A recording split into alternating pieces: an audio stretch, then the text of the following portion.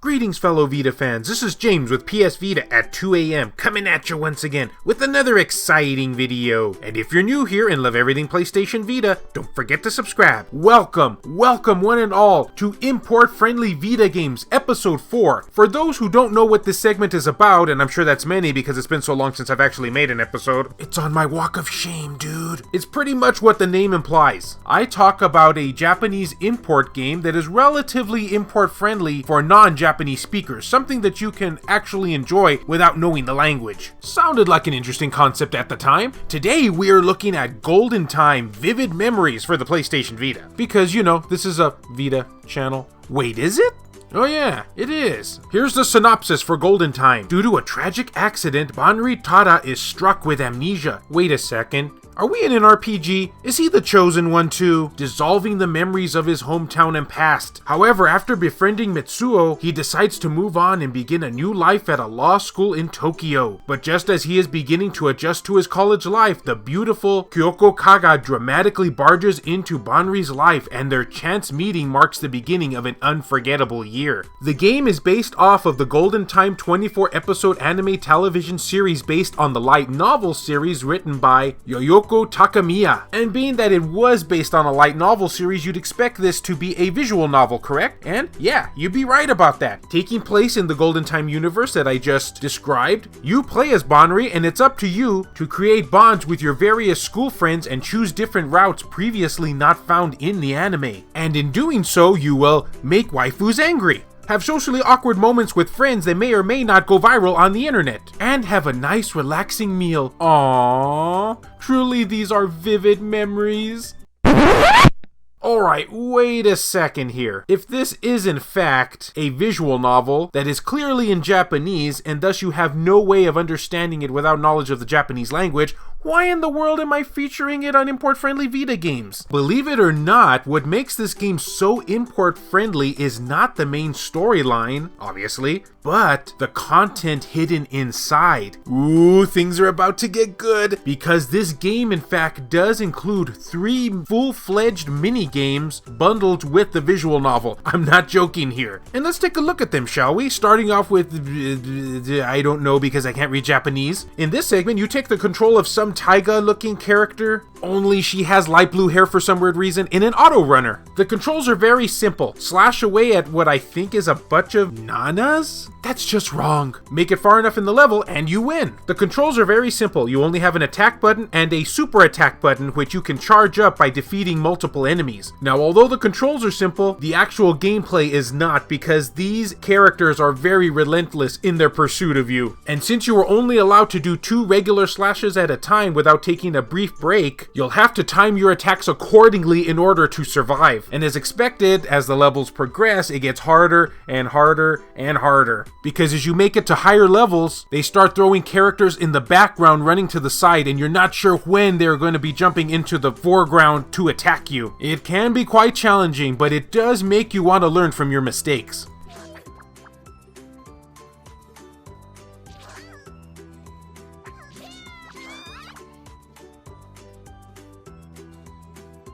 Next minigame is Sadon Defender, I think. Kind of funny how this is the only title written in English and I'm still not sure how to pronounce it. In this game, you take on the role of actually one of the 3 main male leads in this series, and it's up to you to fend off your barricade from a bunch of nanas, once again. Seriously, what's this game's problem with her? This is the minigame now that I was the least great at, because it's one of those context sensitive analog stick controls where depending on where your character is, you have to move the analog stick sort of in the opposite direction of that, and games like that just always confuse me. So because of that, I can't even really say how difficult this game can be, just because it was automatically so difficult for me just from the start because of the controls. That being said though, if you are good at games like this, then unlike me, maybe you won't get death after death after death after death. Yeah, needless to say, I still haven't gotten past the first stage. But for a minigame in the Golden Time universe, it's actually a pretty fun concept. Or at least it was for the exact 2 seconds that I was able to last in it.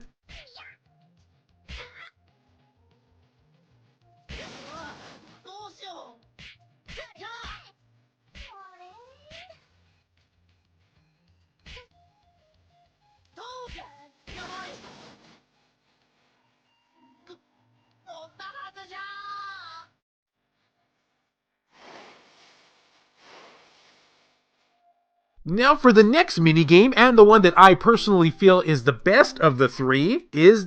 I don't know because I can't pronounce it once again. But what's the minigame about, you say? This might throw you for a loop. It's Bust-A-Move! Yeah, seriously, we got a Bust-A-Move type knockoff game in a visual novel. How often does that ever happen? I'm assuming many of you out there know what Bust-A-Move is all about, but in case you don't, think of it as a reverse Tetris only with bubbles. You have to shoot the bubbles up at the corresponding colors to match them. Get 3 in a row and they'll pop. The strategy to this game is that if you can get multiple colors circulating around other colors, they'll pop as well. Really causing you to use the old bean on that one. And yes, these levels get harder as well. And what's kind of interesting about this is that the games have certain set conditions that you have to match, meaning you might have to destroy a certain number of bubbles, or last a certain period of time without dying. Or, you know, what would be the equivalent of dying in something like this. And what gets even weirder, and I'm sure many of you have noticed up in the right-hand corner, there's characters with like balloons all circled around them.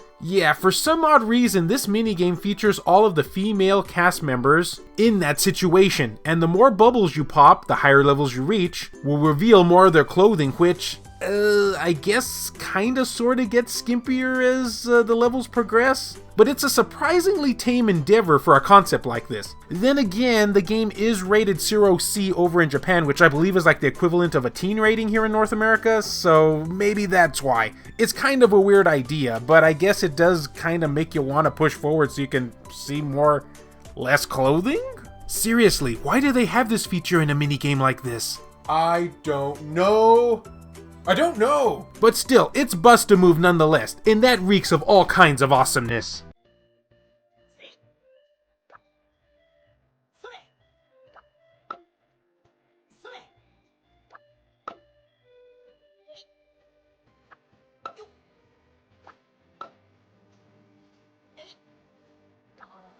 Oh, and I should also mention real quickly that there sorta lies another minigame hidden in this title. Not very import friendly, but one where you're having a meal with your friends and you have to kind of direct the conversation a certain way, and if you don't, you can still pick like inanimate objects to do so. Yeah, it might even be weirder than the Bust-A-Move feature, but I figured I'd just let you know about it nonetheless.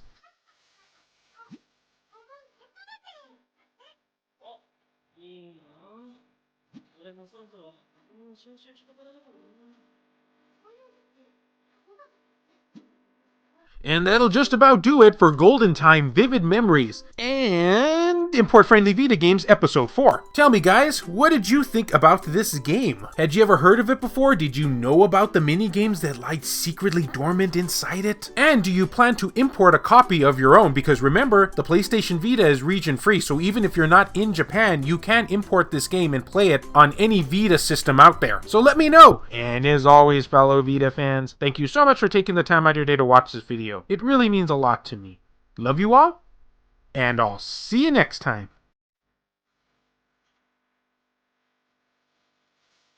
The following video has been brought to you in part by all of these wonderfully generous people, including Rodrigo Vera, Aaron Swanson, Heston Joseph, Kevin Enright, Jared Haddo, Joshua Williams, Ruben Gutierrez, BMF, Sculpture Tugel TCG, Adam Theory, Pierce Sterner, E-Rock, JR, Kyle Brooks, Saul Ramirez, Phantom XRS, Larry Anderson, Mario Cruz, Jelle, Buzz Sayin, Richard Cruz, Dennis R. Huggins Jr., Adam Sondi, Hero Acer, David Ray, Matt Fox, and Reiko Star. If you yourself would be interested in supporting the channel, check the links down in the description below. I have various ways and tiers for you to do so down there, including getting your name on this end screen segment for only $1 a month. Get in on the deal! See? Told you all I wouldn't be forgetting about that new Patreon plug. Well, another episode of import-friendly Vita games in the bag, and if history shows anything, it'll probably be another 7 months before I do another one.